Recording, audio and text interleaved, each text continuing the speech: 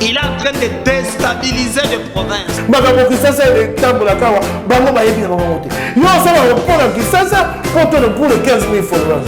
Le président Félix Antoine Tshisekedi a repris le projet de valider cette stratégie nationale.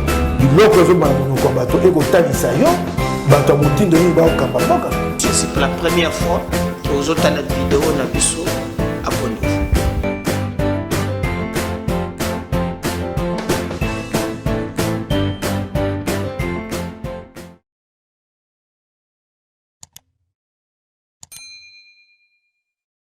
Les uns et les autres à privilégier le respect mutuel ainsi que l'unité nationale.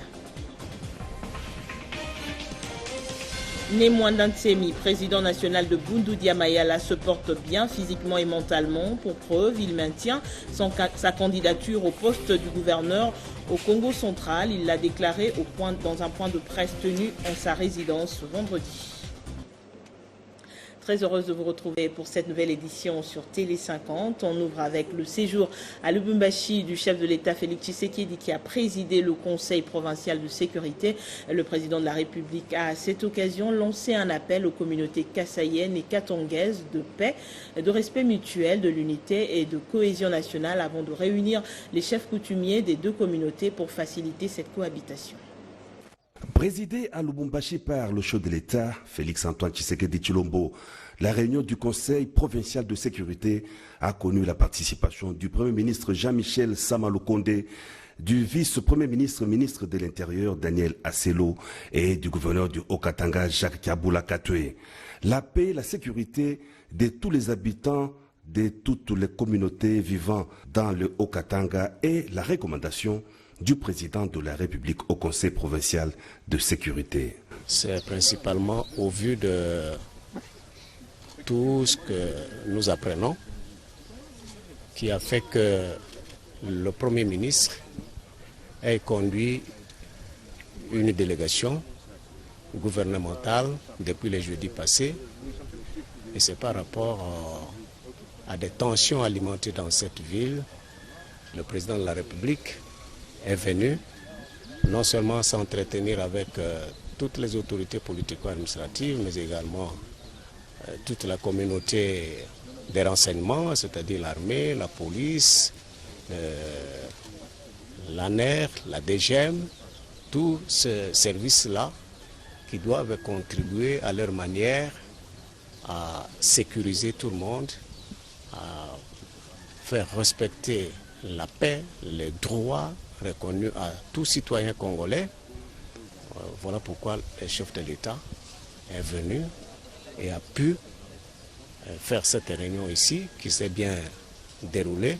Le savoir vivre ensemble dans le respect des uns et des autres pour une cohabitation pacifique est la grande recommandation à tous les citoyens. Promouvoir la culture positive de la sécurité santé au travail, un enjeu socio-économique pour la RDC. Tel est le thème retenu sur le plan national pour la journée mondiale de la sécurité santé au travail instituée par le Bureau international du travail. À cette occasion, la ministre de l'Emploi, Travail et Prévoyance sociale, Claudine Ndoussi, a déclaré ouvertes les séances de sensibilisation sur le renforcement du système national de prévention des risques professionnels dans les entreprises tant publiques que privées. Une récente étude réalisée en 2021 relève que les accidents de travail et les maladies professionnelles engendreraient un recul de 5,4% du produit intérieur brut mondial. Et devant toutes ces données alarmantes, les gouvernements, à travers les ministères de l'Emploi, Travail et Prévoyance sociale, conduite par la ministre Claudine Ndoussi Nkemba, a accordé la priorité à la prévention des accidents du travail et des maladies professionnelles dans l'objectif de permettre aux entreprises de disposer d'une main-d'œuvre en bonne santé et soutenir la productivité. À l'occasion de ce jour commémoratif de la sécurité et santé au travail, je tiens à informer les partenaires sociaux que dans un avenir proche, je compte dépêcher les équipes mixtes en province en vue de sensibiliser, vulgariser et collecter les données statistiques sur les risques professionnels au sein des entreprises du secteur minier, car ces derniers regorgent un grand nombre de travailleurs appelés à se prémunir des mesures de prévention légale, technique et médicale ainsi que s'approprier des textes relatifs à la sécurité sociale et à la sécurité et santé au travail. En outre, le directeur général de la CNSS, Jean-Simon Foutil-Kiakou, a évoqué les différentes avancées enregistrées dans ces domaines. Le secrétaire général à la prévoyance sociale a pour sa part expliqué les observations faites de la sécurité et santé pendant la période de Covid-19. Et durant la pandémie à Covid-19, nous avons observé qu'un système de sécurité et santé au travail impliquant la participation du gouvernement, des employeurs, des travailleurs, des acteurs de la santé publique et de toutes les parties concernées à l'échelle nationale et dans les entreprises est nécessaire pour protéger les milieux de travail et préserver la sécurité et santé du travail. Par ailleurs, Claudine Doucy a annoncé que son ministère est sur la voie d'obtenir les décrets actualisant la liste des maladies professionnelles dans notre pays, liste qui n'a jamais été retouchée depuis 1966. Dans le même registre, comment renforcer la politique sur la santé mentale en RDC?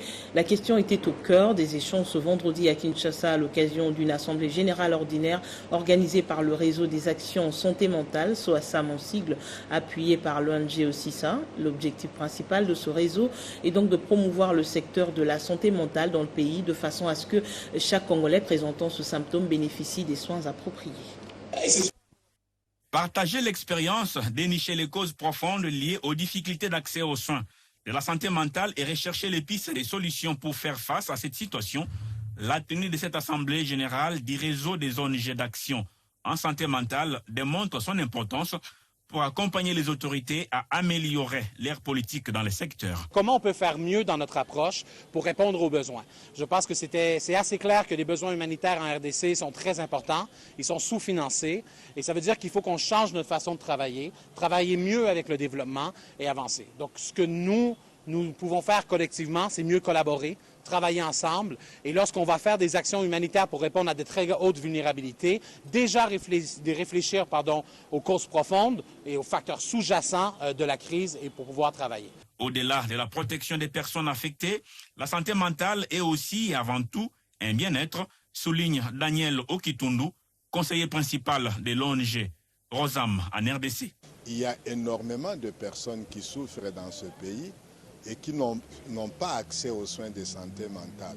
Alors ce que nous proposons au niveau du réseau des ONG d'action en santé mentale, pour que dans toutes les activités des organisations non étatiques, qu'il y ait des actions de santé mentale, ça pourra permettre aux gens d'abord de comprendre ce que c'est que la santé mentale, qu'est-ce qu'ils ont comme problème de santé mentale, qu'est-ce qui est possible d'avoir comme soin en santé mentale. Rappelons ici que plusieurs actions, notamment des formations, sont attendues dans les tout prochains jours.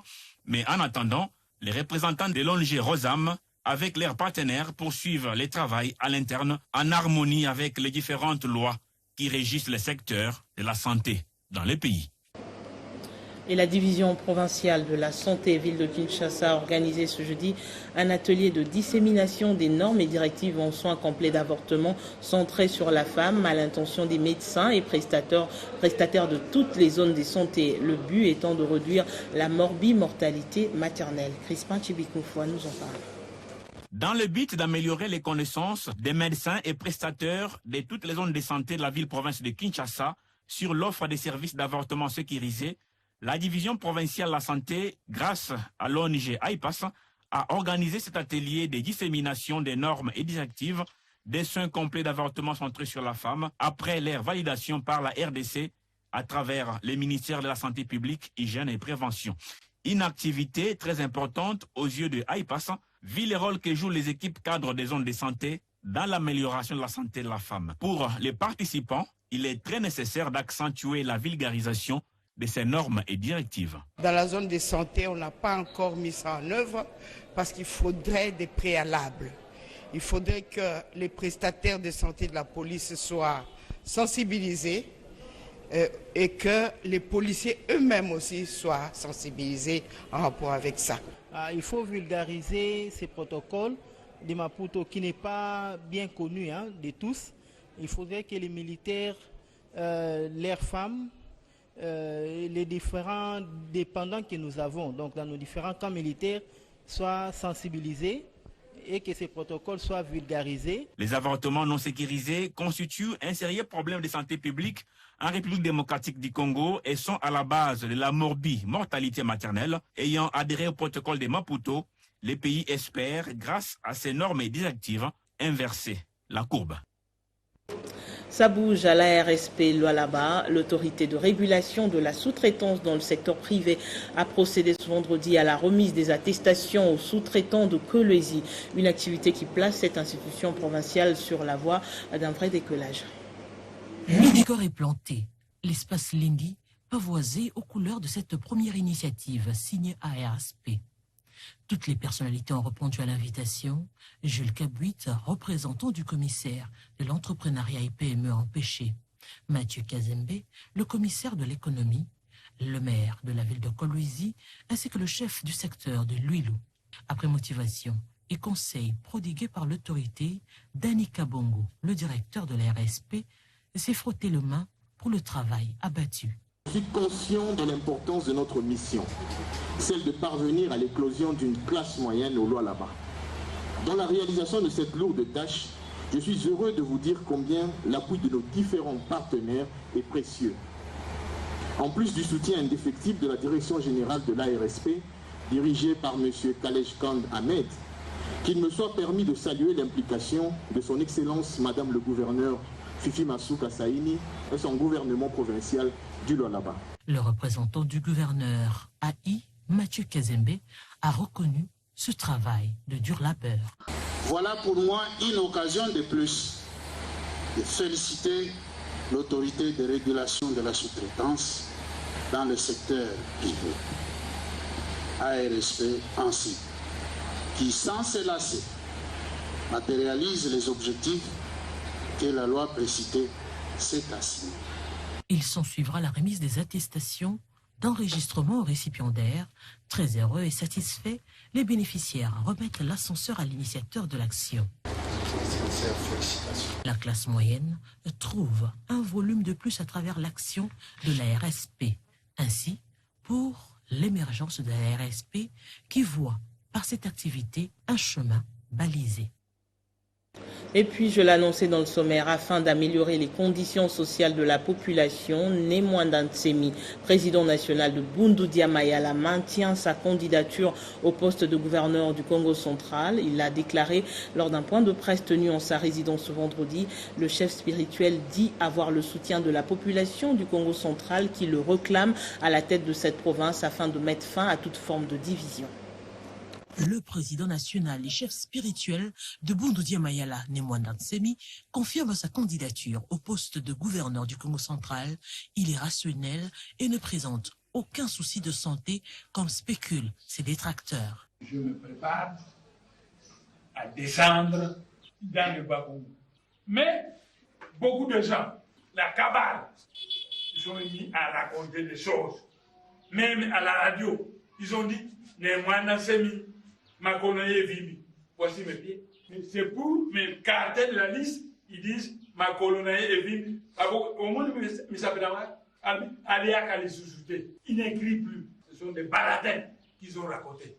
Pour salir un innocent. Dans une pétition initiée au Congo central, la population, les confessions religieuses et toutes les tendances ne jurent que sur l'avènement de Némoanda Ntsemi à la tête de cette province. Et moi, j'étais tranquillement chez moi. Le peuple du Bas-Congo s'est réuni.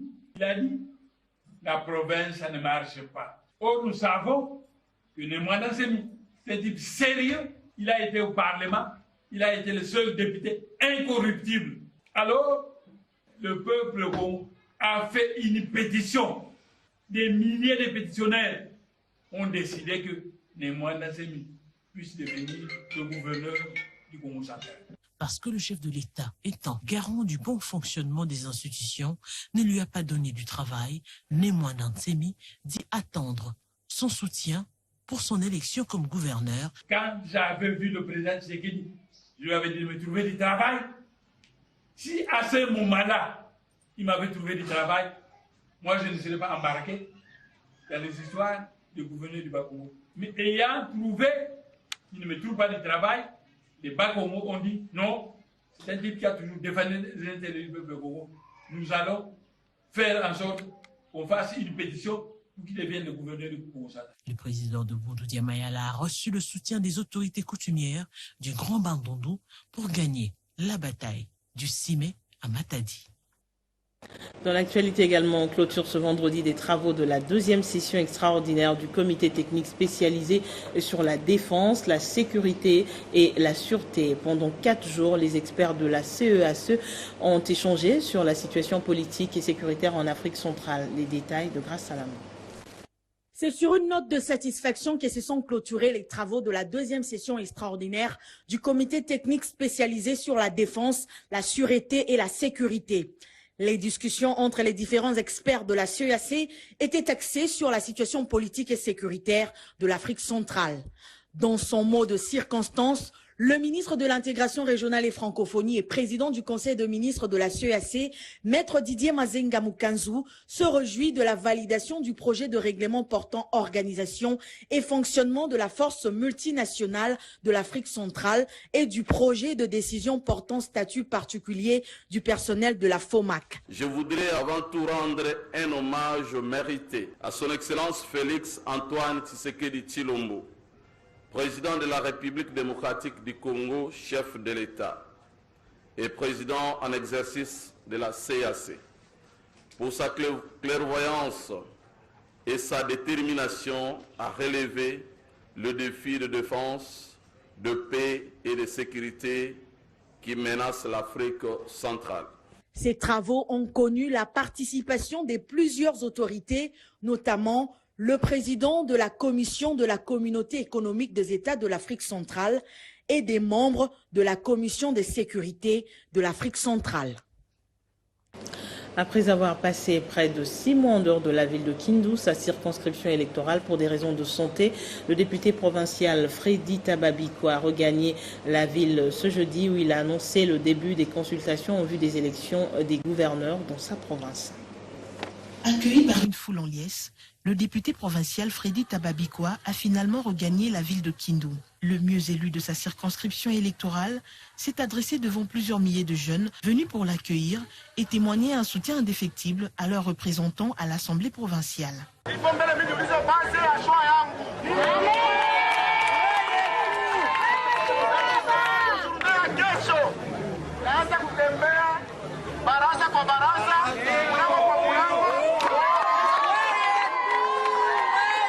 Échéance électorale oblige, le député provincial a par la même occasion annoncé pour bientôt le début des consultations avec toutes les couches de la population de Kindu afin de lui proposer un choix lors de l'élection des gouverneurs et vice-gouverneurs prévue le 6 mai prochain. Remerciant par la suite l'ancien ministre de l'économie Justin Kalumba Mwanangungu qui n'a pas hésité un seul instant à s'impliquer pour sa bonne prise en charge lors de son voyage pour des raisons de santé.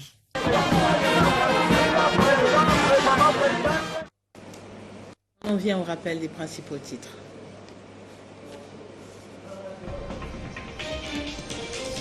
Cohabitation pacifique entre le peuple kassaïen et katongais. Le chef de l'État, Félix Tshisekedi, a au cours du Conseil provincial de sécurité à Lubumbashi invité les uns et les autres à privilégier le respect mutuel ainsi que l'unité nationale. Némoine Ntsemi, président national de Boundou Dia Mayala, se porte bien physiquement et mentalement. Pour preuve, il maintient sa candidature au poste du gouverneur du Congo central. Il l'a déclaré lors d'un point de presse tenu ce vendredi en sa résidence.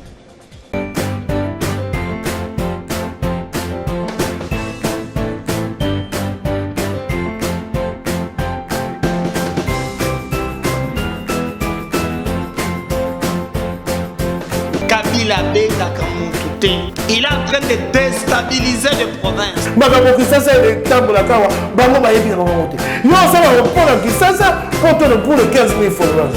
Le président Félix Antoine Tshisekedi a repris le projet de valider cette stratégie nationale.